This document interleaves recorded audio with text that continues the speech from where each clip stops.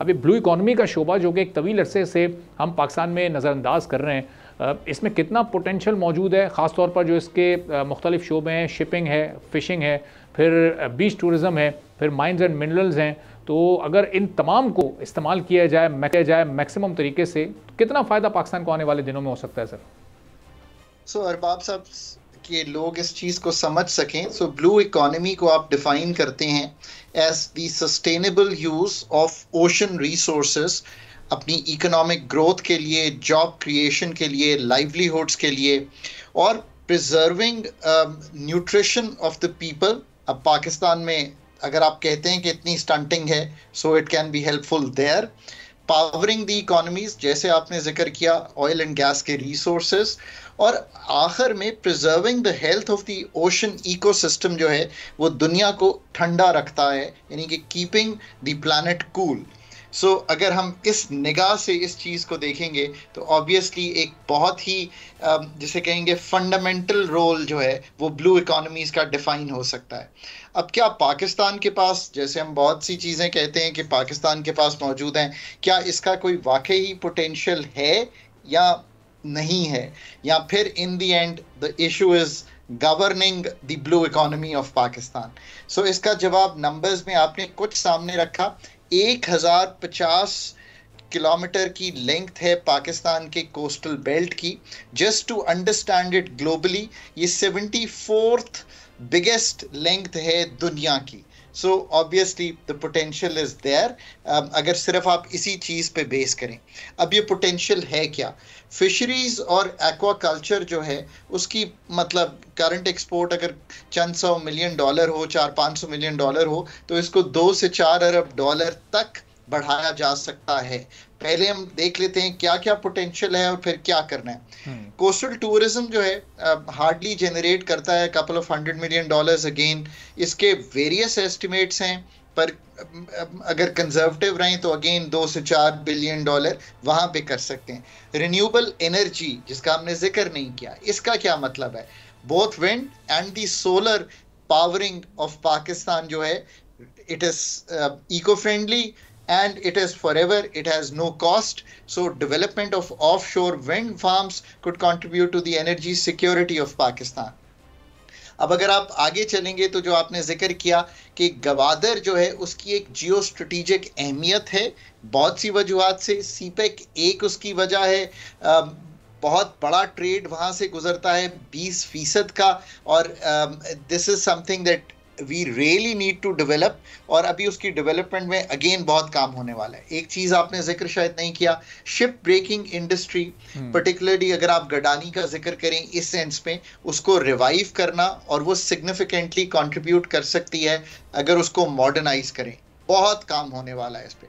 फिर marine resources and biodiversity, जिसका मतलब है कि fish, minerals and hydrocarbons that remain largely untapped in the Pakistan context.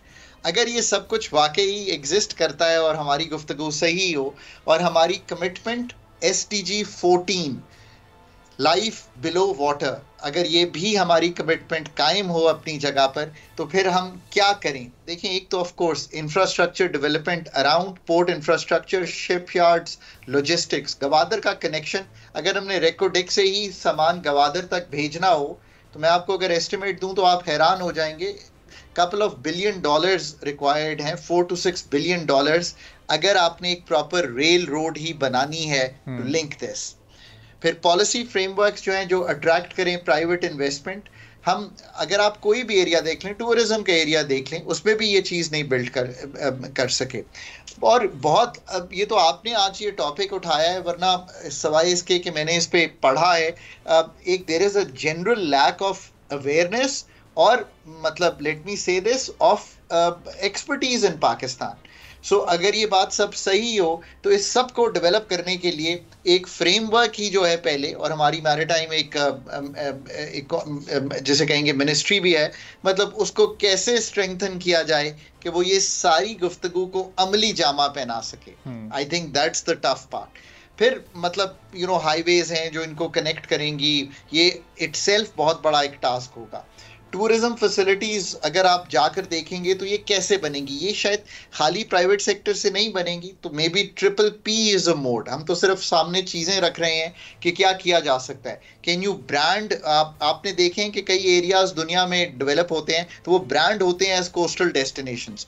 सो कौन सा ऐसा एरिया है जिसको आप ब्रांड करेंगे एज कोस्टल डेस्टिनेशन, जिसने काम ही ये करने आना हो, like you know pristine beaches, marine biodiversity हो, कोई कल्चरल हेरिटेजेस हो, ये अब सारा काम जो है ये किसी ने तो करना है।